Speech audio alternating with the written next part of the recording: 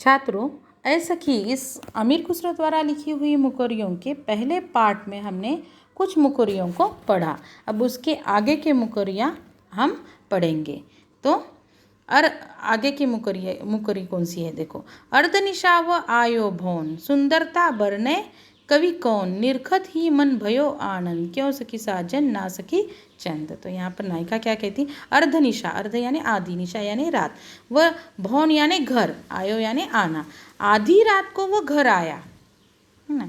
वो नायिका क्या कहती है, आधी रात को वह घर आया और वह ऐसा था कि उसकी सुंदरता, वह इतना सुंदर था, बरने यानी वर्णन करना, उसकी सुंदरता वर्णन, कोई कवि उसकी सुंदरता का वर्णन नहीं कर सकता, इतना सुंदर था जो आधी रात को घर आया। निरखत ही मन भयो आनंद, यानी उसे निरखत, निरखना यानी देखना, निरीक्षण करना, देखना, तो उसका निरीक्षण करते ही या उसे देखते ही मन में भयो यानी लगना, मन में क्या, मन कैसा हुआ, आनंदित हुआ, मन में आनंद आया, यानी इतना सुंदर वह था कि उसे देखते ही आनंद हुआ। क्यों सखी साजन, तो उसकी सहेली कहती है, क्या सखी वह साजन थे जो इतने सुंदर थे कि जिनकी सुंदरता का वर्णन कोई कवि भी नहीं कर सकता, इतने सुंदर जो थे, जो आधी रात को घर आए, जिनको देखते ही मन को आनंद हुआ, तो क्या वह साजन थे। तो नायिका कहती, ना सखी वो साजन नहीं थे, ना सखी चंद, वो तो कौन था, वो चांद था, है ना, जो रात में दिखाई देता है। और चांद का वर्णन तो करने कई सारे साहित्यकारों ने, कवियों ने अपनी अपनी रचनाओं में चांद का वर्णन किया है। आज भी किसी को सुंदर कहना होता है तो उसे चांद की उपमा दी जा सकती है ना, चांद जैसा मुखड़ा, चौदहवीं का चांद, इस तरह से चांद का सुंदरता के लिए चांद की उपमा दी जाती है। तो ये नायिका भी वही कहती है कि ये सुंदर आधी रात को, ये सबसे सुंदर ऐसा आने वाला कौन है कि जिनका कवि भी वर्णन नहीं करते हैं ना। बहुत सारे कवियों ने सदियों से इस चांद पर क्या की गई है, वो कविताएं की गई है या किसी के सुंदरता को उपमा चांद की दी गई है। तो ये कौन है, वह साजन नहीं है कि जिसके सुंदरता का वर्णन करने के लिए क्या होता है, कोई कवि भी नहीं कर सकता, इतना सुंदर जो है जिसे देखते ही आनंद होता है, वह साजन नहीं है, बल्कि वह कौन है, वह चांद है। शोभा सदा बढ़ावन हारा, आखिन से छिन होत न न्यारा, आठ पहर मेरो मनोरंजन, क्यों सखी साजन ना सखी अंजन, है ना। क्या कहती है देखो नायिका, शोभा सदा बढ़ावन हारा, शोभा यानी सुंदरता, बढ़ावन यानी बढ़ाता है, जो सदा सुंदरता बढ़ाने का क्या करता है, काम करता है, जो हमेशा क्या करता है, जब जब मेरे पास होता है तब तब मेरा सौंदर्य क्या होता है, खिलता है, बढ़ता है। एक क्षण के लिए, आखिन यानी आंखें, छिन यानी क्षण, एक होत न न्यारा, अब यहाँ पर न्यारा यानी अलग, एक क्षण के लिए भी जो मेरे आँखों से अलग नहीं होता है, जिसके कारण मेरे चेहरे की सुंदरता और बढ़ती है। आठ पहर मेरो मनोरंजन, जो आठों प्रहर क्या करता है, मुझे अच्छा लगता है, मेरा मनोरंजन करता है, यानी जो मुझे अच्छा लगता है, मेरे सौंदर्य को बढ़ाता है, एक क्षण के लिए भी वह मेरे आँखों से दूर नहीं होता है। तो ये नायिका की सहेली कहती है या सखी कहती है, क्या सखी वह साजन है क्या। तो नायिका कहती, ना सखी वो साजन नहीं है, जो आठों प्रहर मेरे साथ रहते हैं, मेरा मनोरंजन करते हैं, मेरे सौंदर्य को बढ़ाते हैं, एक क्षण के लिए भी जो मेरे आँखों से दूर नहीं होते हैं, वह साजन नहीं है, बल्कि वह अंजन है। अंजन यानी काजल, काजल हम कहाँ लगाते हैं, आँखों में लगाते हैं, जिसके कारण आँखों का सौंदर्य बढ़ जाता है, जिसके कारण आंखें बहुत सुंदर लगती है। और चेहरे के सौंदर्य बढ़ाने के लिए आँखों का उसमें बहुत महत्वपूर्ण योगदान होता है, यानी आंखें दिखाने का काम तो करती ही है, दृष्टि तो देती ही है, साथ ही साथ हमारे सौंदर्य को बढ़ाने का काम भी करती है, पर काजल लगी हुई आंखें और भी सुंदर दिखाई देती है। तो यह नायिका कहती, ना सखी एक क्षण भी मेरे आँखों से दूर न होने वाले, मेरे सौंदर्य को बढ़ाने वाले साजन नहीं है, बल्कि वह काजल है, अंजन है। जीवन सब जग जासो कहे, वा बिनु नेक न धीरज रहे, हर एक छिनक में हिय की पीर, क्यों सखी साजन न सखी नीर।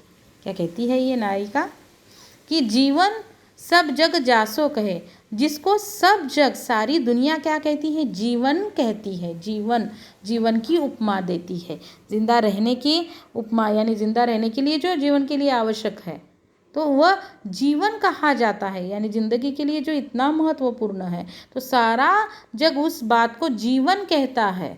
वाह बिनु नेक न धीरज रहे, यानी वो जरा, बिनु यानी बिना, नेक यानी जरा भी, धीरज यानी धैर्य, या हम कहेंगे संयम, कि जो नहीं होता है तो हम बहुत बेचैन हो जाते हैं, हम जरा भी धीरज नहीं धर पाते हैं।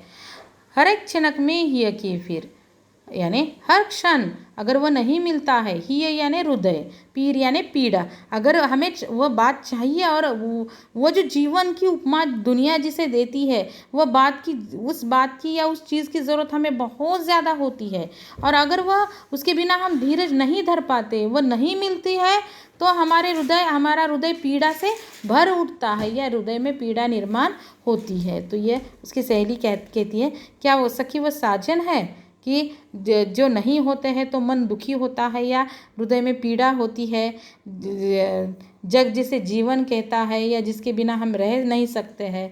तो ये नायिका कहती, ना सखी वो साजन नहीं है, वो नीर है। नीर यानी पानी है ना, नीर, संस्कृत में पानी को नीर कहा जाता है। तो पानी नहीं होता है, हम किसे पानी कहते हैं? जल ही जीवन है, कहते हैं ना, जल यानी नीर, पानी। तो पानी ही क्या है? जीवन है। वैसे खाना खाए बगैर हम कुछ दिन रह सकते हैं, पर पानी पिए बगैर हम नहीं रह सकते हैं, यानी खाने से भी ज़्यादा ज़रूरी पानी होता है, कि पानी नहीं पीते हैं, प्यास लगती है और पानी नहीं मिलता है तो हमारा बहुत बुरा हाल होता है। शरीर का अगर पानी कम हो जाता है और शरीर फिर से पानी पीकर शरीर के पानी का हम संतुलन नहीं बनाए रखते हैं, तो मरने की नौबत भी आ जाती है। इतना पानी सबके लिए महत्वपूर्ण है, इसीलिए उसे जीवन कहा है।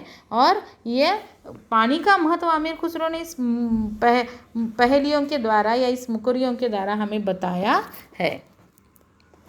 बिन आए सब ही सुख भूले, आए तो अंग अंग सब फूले, सीरा भई लगावत छाती, क्यों सखी साजन ना सखी पाती, है ना। बिन आए सब ही सुख भूले, यानी वो नहीं आता है तो सारे सुख क्या हो जाते हैं? भूल जाते हैं। आए ते अंग अंग सब फूले, यानी वो नहीं आता है तो सारे सुख कैसे बेमानी लगने लगते हैं, यानी जैसे जीवन में सुख ही नहीं है ऐसा लग जाता है। सारे सुखों को, सारे आनंद को हम भूल जाते हैं क्योंकि वो नहीं आता है। और जब वो आ जाता है तो अंग अंग सब फूले, अंग अंग फूलना यानी अति प्रसन्न होना या बेहद खुश होना। अगर वह आ जाता है तो हम बहुत अंदर से बहुत खुश हो जाते हैं। और सीरा भई लगावत छाती, बार बार उसको अपने दिल से, अपने छाती से लगाते हैं, इतना हम उसे पाकर खुश होते हैं। तो यह उसकी नायिका की सहेली कहती है, क्या सखी वो साजन है? तो वो कहती है, ना सखी पाती, पाती यानी पत्र या संदेश, है ना।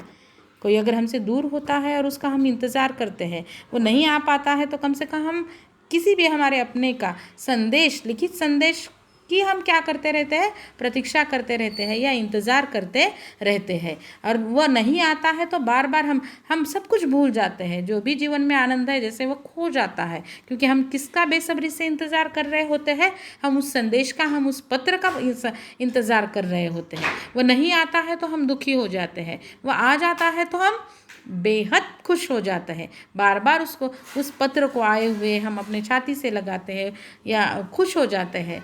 और वह कौन है? वह पत्र या संदेश है जो क्या करता है?